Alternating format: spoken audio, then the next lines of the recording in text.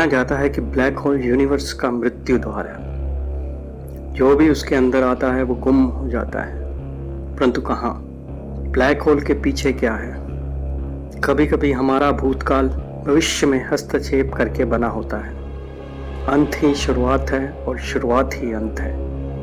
इन्हीं शब्दों के साथ डार्क वेब सीरीज का यह चौथा एपिसोड शुरू होता है। कहानी पुलिस ऑफिसर चार्लेट के घर से शुरू होती है। फ्रांसिका गुस्से में अपने कमरे में से निकलती है।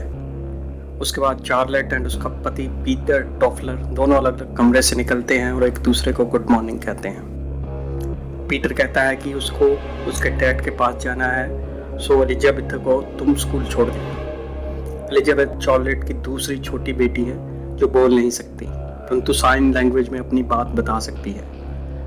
फ्रांसिका उससे अपनी लिपस्टिक पूछती है, परंतु एलिजाबेथ उसको कुछ नहीं बताती।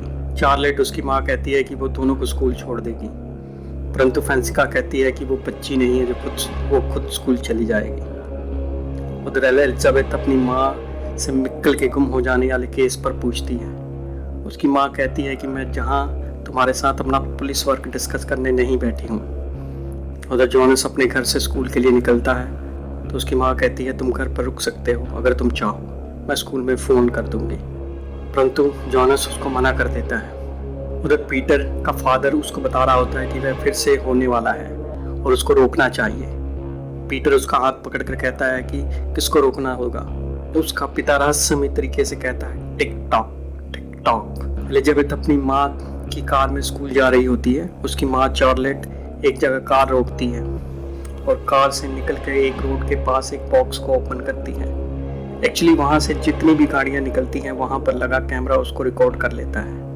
वो उसमें से मेमोरी कार्ड निकाल लेती है और गाड़ी में बैठ जाती है। गाड़ी में बैठी हुई एलिजाबेथ उससे पूछती है कि तुमने चोरी की है, और वो कहती है कि सबूत जुटाना और चोरी करना दोनों ही अलग अलग बातें हैं। उधर जोनस नक्शा लेकर गुफा में खोजबीन के लिए जा रहा होता है। वो नक्शे में से कोई मार्क की हुई जगह देखता है, तभी पीछे से उसको अनजान शख्स देख रहा होता है। उधर चार्लेट एलिजाबेथ को बताती है कि वो स्कूल के बाद उसको लेने आएगी। तभी एलिजाबेथ उसको अपने बॉयफ्रेंड जैसीन के बारे में बताती है। चार्लेट उसको देखती है और कहती है तुम आजकल के बच्चे भी कमाल हो, और एलिजाबेथ भागकर यासीन के पास चली जाती है। यासीन भी एलिजाबेथ की तरह ही होता है, यानी वो सुन सकता है मगर बोल नहीं सकता। इधर क्लास चल रही होती है और मैग्नस क्लास के अंदर आता है। फ्रांसिका उसकी तरफ देखती है, तभी उसके फ़ोन पर कोई मैसेज आता है और वो बाथरूम का बहाना करके क्लास से चल देती है। मैग्नस भी उसके पीछे हो लेता है। उधर चार्लेट डॉक्टर के पास मरे हुए पंछियों के बारे में पूछ रही होती है। डॉक्टर कहती है कि मैं पंछियों की डॉक्टर नहीं हूँ, फिर भी देखती हूँ कि मैं क्या कर सकती हूँ। चार्लेट कहती है कि मैं पहले भी ऐसा मेरे साथ 33 ईयर्स पहले हुआ था। ऐसा लग रहा है जैसे ये दोनों ही घटनाएं आपस में जुड़ी हैं, मगर ये नहीं पता कैसे हैं। आप रेफरेंस के लिए ऊपर फोटो देख सकते हैं जहाँ चार्लेट 1986 में पंछी को उठा रही है, एपिसोड 3 में। उसका लिंक भी आई बटन पे आपको मिल जाएगा। चलो अब कहानी पर वापस आते हैं। जोनस गुफा के अंदर पहुंच गया होता है और वो नक्शे में दिखता हुआ गुफा में आगे बढ़ रहा होता है। तो चार्लेट मेमोरी कार्ड को कंप्यूटर में लगाकर उस एरिया की जांच करनी शुरू कर देती है। जब मिक्कल गुम हुआ था उसे उसमें से एक कार की फुटेज मिलती है जो उसके पति की होती है, यानी पीटर की। उधर पीटर कार के मैट में से लाल मिट्टी को साफ कर रहा होता है। तभी उसकी पत्नी उसको फ़ोन करती है और कहती है कि मिक्कल जब गुम हुआ था तुम मेरे को फ़ोन करके कुछ कहना चाहते थे। वो कहता है कि मुझे कुछ याद नहीं। चार्लेट पूछती है कि 5 नवंबर तुम शाम को 21:30 से 22:30 तक कहाँ थे। वो कहता है कि मैं सारा दिन ऑफिस में ही था। इधर फ्रांसिका जंगल की ओर चल देती है। मैग्नस भी उसके पीछे उसका पीछा कर रहा होता है। वहाँ पर वो एक जगह से एक छुपाए हुए बक्से को खोलकर उसमें से कुछ निकालकर फिर उसको छुपा देती है। मैग्नस ये सब छुप कर देख रहा होता है। उधर चार्लेट एक लेडी के पास पहुँचती है और उसे अपना कार्ड दिखाकर पूछती है कि पीटर यहाँ पर 5 नवंबर को आया था क्या। वो कहती है कि 1 साल पहले आया था, अब शायद उसकी ज़रूरतें कोई और पूरी कर रही है, इसलिए वो मेरे पास नहीं आता। उधर ओल्ड्रिच न्यूक्लियर पावर प्लांट की दीवार फाड़ने के लिए निकल पड़ता है। उधर जोनस गुफा से नक्शे की ओर देखता है और फिर गुफा की ओर देखता है, परंतु नक्शे के मुताबिक गुफा में उसको वो जगह दिखाई नहीं देती। जोनस गुफा से बाहर निकल जाता है और उसे एक साइकिल गिरी हुई दिखाई पड़ती है जिस पर लाल रंग का धागा लटका होता है। उस धागे को निकाल लेता है। उधर चार्लेट अपने पति के जंगल वाले कैबिन में पहुंच जाती है और उसे कैबिन के बाहर लाल रंग की मिट्टी दिखाई देती है। उधर वो डॉक्टर चार्लेट को फ़ोन करके कहती है कि इन पंछियों के एयर ड्रम डिस्ट्रॉय हो गए हैं और इनके पंखों पे जो वाइट रंग के धब्बे हैं वो भी रेडिएशन के कारण हुए हैं। उधर स्कूल से छुट्टी होने पर जाशीन की मदर उसको स्कूल से घर लेने आती है। वो एलिजाबेथ को भी लिफ्ट के लिए ऊपर करती है, परंतु एलिजाबेथ उसको मना कर देती है। इधर चार्लेट अपने पति पीटर डॉपलर के केबिन में घुस जाती है और उसको बैकयार्ड में एक बंकर दिखाई देता है और वो उसे ओपन करके उसमें घुस जाती है, परंतु बंकर में कुछ नहीं होता है। तभी उसको एक फ़ोन कॉल आती है।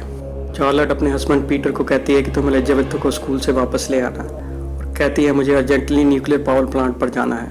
उधर एलिजाबेथ खुद ही बारिश में अपने घर को निकल पड़ती है। रास्ते में उसको एक चॉकलेट का रैपर मिलता है। उधर उसका पिता स्कूल पहुंचता है तो उसे पता चलता है स्कूल तो 2 घंटे पहले ही छूट चुका है, मतलब 2 घंटे पहले ही छुट्टी हो चुकी है। और वहाँ की टीचर कहती है क्या आप अपने बच्चे की स्कूल की होमवर्क की डायरी नहीं पढ़ते क्या। उधर अलेक्जेंडर चार्लेट को बताता है कि उल्रिच न्यूक्लियर पावर प्लांट में फोर्सफुली घुस रहा था, जिसको हमने पकड़ लिया। फिर चार्लेट उसको कार में लेकर चल देती है और कहती है कि शुक्र मनाओ कि अलेक्जेंडर ने फोर्सफुली एंट्री का कोई केस तुम पर फाइल नहीं किया। उल्रिच गुस्से में उसको कार रोकने के लिए कहता है और गुस्से में कार से उतरकर चल देता है। तभी उसको अपने पति का फ़ोन आता है कि एलिजाबेथ मेरे स्कूल आने से पहले ही निकल गई है और चार्लेट कहती है कि तुम उसके सब क्लासमेट्स को फ़ोन करके उसके बारे में पूछो, तब तक मैं जंगल वाले रास्ते में उसको देखती हूँ। और चार्लेट उस रास्ते की ओर चल देती है। खोजबीन करने पर उसको जंगल में एलिजाबेथ की टॉपी मिलती है और वो डर जाती है कि कहीं ये भी तो मिक्कल की तरह गुम तो नहीं हो गई। उधर जोनस घर पर उस नक्शे को फिर से देख रहा होता है और कुछ ढूंढ रहा होता है। चार्लेट जब घर पहुंचती है तो उसे अपने पति से पता चलता है कि एलिजाबेथ के क्लासमेट से कोई इन्फॉर्मेशन नहीं मिली। पीटर भी एलिजाबेथ की टॉपी देखकर मायूस हो जाता है।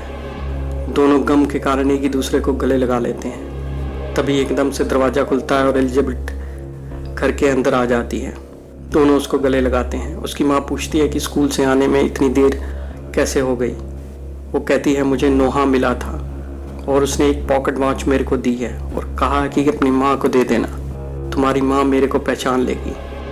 अब नोहा कौन है और इसके बारे में कोई कुछ नहीं जानता है। इधर वो रस्मी इंसान एपिसोड 2 वाला जोनस के कमरे में पहुंचता है और उसके नक्शे को निकाल कर उस पर कुछ मार्क करके उसको फिर से वहीं पे रख देता है। इधर पीटर का पिता नर्स को कहता है कि मुझे किसी को रोकना है और नर्स पूछती है तुमको किसको रोकना है और वो कहता है नोहा को। और इसी के साथ यह एपिसोड ख़त्म हो जाता है। दोस्तों अगर आपको यह एपिसोड अच्छा लगा तो please like share and comment. Thank you for watching it.